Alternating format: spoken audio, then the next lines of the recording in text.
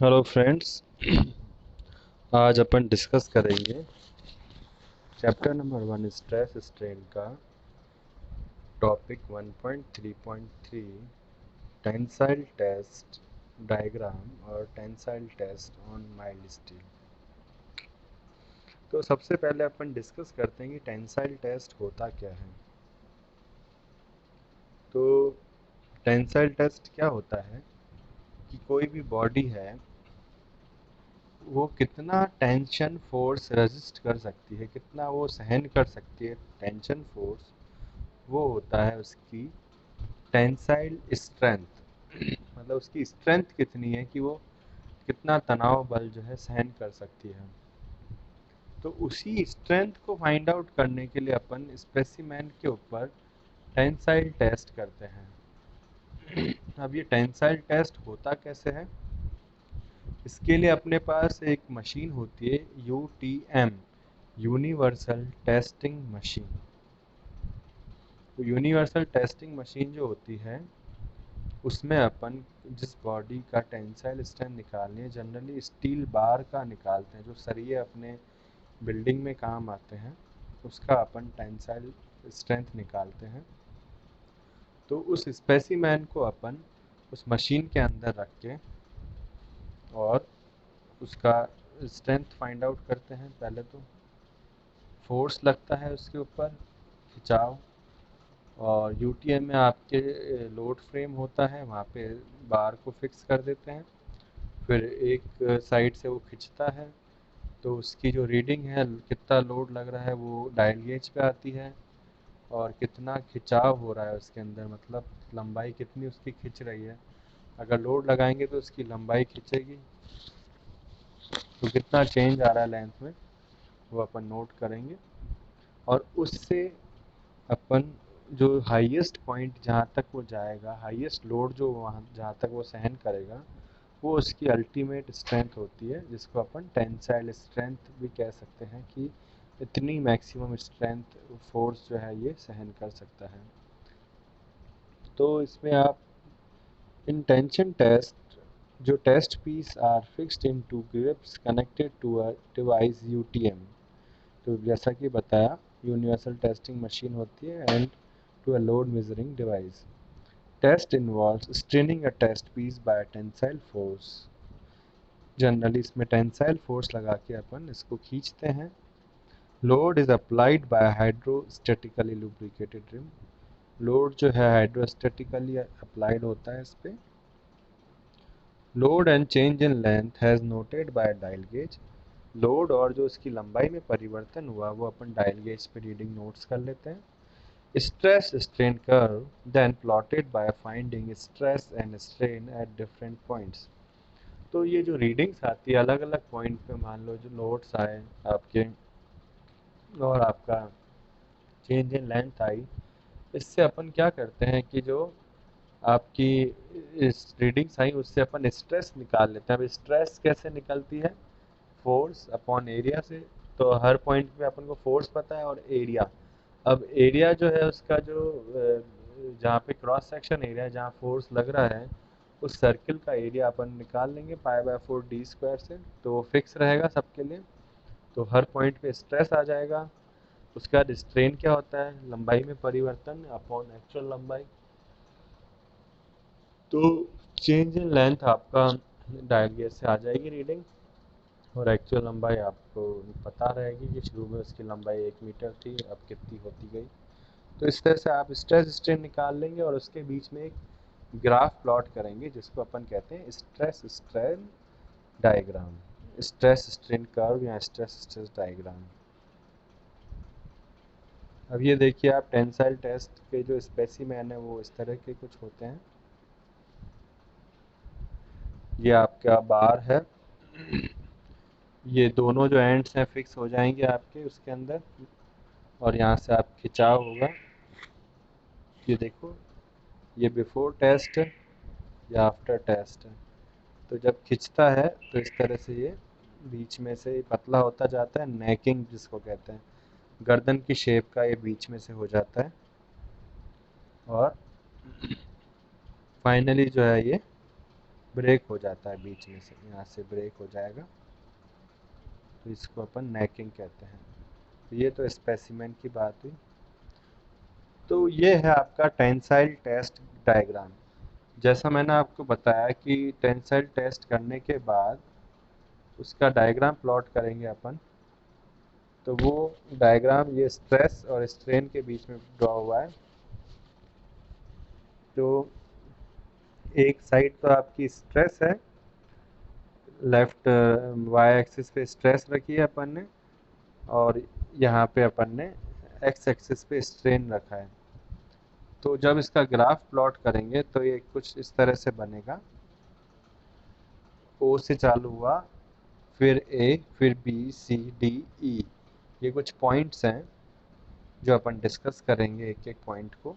ये important diagram है आपका एग्ज़ाम पॉइंट ऑफ व्यू से भी, और वैसे भी आपको ये डायग्राम पता होना चाहिए। इसको स्ट्रेस स्ट्रेन डायग्राम भी कहते हैं, स्ट्रेस स्ट्रेन कर्व भी कहते हैं। तो इसमें क्या है आपका, पहले अपन प्लॉट कर लेते हैं, फिर इसके बाद इसके जो पॉइंट्स हैं वो अपन फाइंड आउट करते हैं। तो इसमें क्या होता है, जब ये डायग्राम बनाते हैं तो ए पॉइंट तक, ओ से ए पॉइंट तक ये लीनियर रहता है, मतलब स्ट्रेट लाइन आई है आप देखेंगे तो। इसका मतलब ये है कि जितना स्ट्रेस लगा उतना strain, means stress is proportional to strain within elastic limit. जो अपनी हुक्स लॉ की थ्योरी थी वो अप्लाई होती है, और इसको अपन कहते हैं एक पॉइंट को प्रोपोर्शनल लिमिट। प्रोपोर्शनल लिमिट का मतलब है कि इस पॉइंट तक स्ट्रेस और स्ट्रेन आपस में प्रोपोर्शनल होंगे। फिर आपका आता है बी पॉइंट। बी पॉइंट आपका है yield stress point, yield stress point है। उसके बाद आपका आ गया सी पॉइंट, ये भी यील्ड स्ट्रेस पॉइंट है। फिर आपका आ गया डी पॉइंट, डी आपका है अल्टीमेट स्ट्रेस, और ई आपका है फ्रैक्चर। तो अल्टीमेट स्ट्रेस जो है ये मतलब मैक्सिमम लोड जिस पॉइंट पे आएगा वो उतनी इसकी स्ट्रेंथ होगी, अल्टीमेट स्ट्रेस होगी। और ई पॉइंट फ्रैक्चर मतलब यहाँ आके ये टूट जाएगा। तो ये आपका टेंसाइल टेस्ट डायग्राम है। ये देखिए एक और डायग्राम सिंपल वे में समझाया गया है। ये देखिए इस साइड तो स्ट्रेस लेना है आपको, और यहाँ पे स्ट्रेन लेना है। तो अब इसमें देखिए आपके जो A B C D E F, ये 6 पॉइंट्स हैं, इसको आगे समझाया गया है। ए आपकी प्रोपोर्शनल लिमिट है, फिर बी आपकी इलास्टिक लिमिट, सी और डी यील्ड पॉइंट्स हैं, ई अल्टीमेट स्ट्रेस, एफ आपका फ्रैक्चर पॉइंट है। तो आप देख रहे हैं बी तक तो एकदम स्ट्रेट लाइन आ रही है कि स्ट्रेस और स्ट्रेन प्रोपोर्शनल है। फिर सी से डी तक आप देखेंगे कि एकदम से स्ट्रेस तो कम हो गई और आपकी स्ट्रेन बढ़ती गई, तो वो आपका यील्ड पॉइंट कहलाता है। तो इस एरिया में क्या होता है कि बिना स्ट्रेस के बढ़े आपकी स्ट्रेन एकदम से बढ़ने लगती है, तो वो ये यील्ड पॉइंट कहलाता है। मतलब यील्डिंग मतलब खिंचाव आया उसमें एकदम से बिना किसी बल के। ये आपका है हाईएस्ट पॉइंट, वो अल्टीमेट स्ट्रेस, और एफ जहाँ फेल होगा वो फ्रैक्चर पॉइंट। तो एक एक अपन डिस्कस करेंगे। सबसे पहले प्रोपोर्शनल लिमिट ए, जो ए पॉइंट है आपकी, ये है प्रोपोर्शनल लिमिट। ये क्या होती है? Proportional limit is the point on stress-strain curve which show the highest stress at which stress is and strain are linearly proportional to each other, where the proportionality constant E known as modulus of elasticity। मतलब ये यह वह point है stress strain curve पे जहाँ तक stress और strain आपस में प्रोपोर्शनल है, लीनियर प्रोपोर्शनल, मतलब जितना स्ट्रेस बढ़ रहा है उतना स्ट्रेन बढ़ रहा है। और इस पॉइंट पे जो कांस्टेंट आता है अपना वो कहलाता है modulus of elasticity. Above this point stress is no longer linearly proportional to strain. इस पॉइंट के बाद क्या होता है कि जो स्ट्रेस है no longer linearly proportional to strain होता है। सेकंड आपके इलास्टिक लिमिट बी, वो जो कर्व था उसके अंदर आपका बी पॉइंट इलास्टिक लिमिट कहलाता है। तो इलास्टिक लिमिट क्या होती है, is the point which show the maximum stress that can be applied to body without resulting in permanent deformation when stress is removed। मतलब इस पॉइंट तक आपका जो बॉडी है वो इलास्टिक रहेगी। अब इलास्टिक जैसे क्या होता है, रबर है, उस पर क्या होता है, आप फोर्स लगाते हो तो खींचते हो तो वो खिंच जाता है, और वापस फोर्स हटाने पर वो अपनी ओरिजिनल शेप में आ जाता है। तो वो आपकी कहलाएगी इलास्टिक लिमिट। तो at elastic limit when load is remove from the body it return to original size and shape. जब फोर्स हटाएंगे तो क्या होगा, वो अपनी ओरिजिनल साइज और शेप में आ जाएगा। At elastic limit stress is no longer linearly proportional to strain. Elastic limit पे क्या होता है कि जो स्ट्रेस है लीनियर प्रोपोर्शनल नहीं होता है स्ट्रेन के। नेक्स्ट आपका है yield point C and D. अब सी और डी दोनों क्या है, आपके यील्ड पॉइंट है। अब क्या होता है yield point? Yield point is the point which show the stress at which a little or no increase in stress result to large increase in strain, that is material continues to deform without increase in load। इस point पे क्या होता है कि जो large deformation होता है बिना स्ट्रेस के बारे में, no increase in stress result to large increase in strain, मतलब स्ट्रेन तो बहुत बढ़ रही है और स्ट्रेस आपका नहीं बढ़ रहा है, घट रहा है वो तो मटेरियल जो है कंटिन्यूस डिफॉर्म होता है बिना लोड के बढ़े हुए हैं। At this point material will have permanent deformation. इस पॉइंट पे क्या हो जाता है कि मटेरियल में परमानेंट डिफॉर्मेशन आ जाती है। परमानेंट डिफॉर्मेशन की जो होती है, मतलब उसके बाद वो अपनी ओरिजिनल शेप और साइज में नहीं आएगा, वो परमानेंट डिफॉर्मेशन कहलाती है। अब यील्ड पॉइंट भी दो तरह के होते हैं, अपर यील्ड पॉइंट और लोअर यील्ड पॉइंट। सी तो आपका अपर यील्ड पॉइंट है और डी आपका लोअर यील्ड पॉइंट है। उसके बाद नेक्स्ट आपका पॉइंट है वो है अल्टीमेट टेंसाइल स्ट्रेंथ ई। जो सबसे हाईएस्ट पॉइंट है आपका वो आपकी है अल्टीमेट टेंसाइल स्ट्रेंथ। तो अल्टीमेट टेंसाइल स्ट्रेंथ क्या होती है? As the stress on material is increased further, the stress and strain increases from yield point to a point called ultimate tensile strength where stress applied is maximum। मतलब ये वह बिंदु है जहाँ पे सबसे हाईएस्ट स्ट्रेस अपन को मिलती है ग्राफ में, वो अपना अल्टीमेट टेंसाइल स्ट्रेंथ कहलाता है, where stress is applied is maximum. ठीक है। Thus ultimate tensile strength can be defined as the highest stress on the specimen which it can withstand।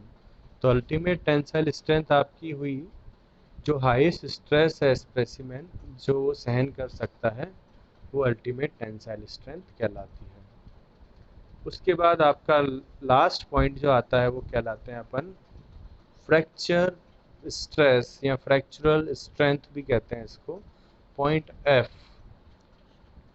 तो जैसे अब हाईएस्ट पॉइंट पे पहुंच गया ग्राफ, उसके बाद जिस पॉइंट पे ये फेल होगा वो आपका कहलाएगा फ्रैक्चर स्ट्रेस या फ्रैक्चरल स्ट्रेंथ। सो क्या होता है ये, after ultimate tensile strength the applied stress decreases until the stress is obtained where material fractures called fractural stress। तो इसमें क्या होता है, इस अल्टीमेट टेंसाइल स्ट्रेंथ के बाद क्या होता है कि जो स्ट्रेस है आपकी घटने लगती है, और फाइनली जो जिस पॉइंट पे आपकी टूट जाता है वो स्ट्रेस अपनी ऑब्टेंड होती है, वो कहलाता है fracture stress. Fracture stress is also called breaking strength.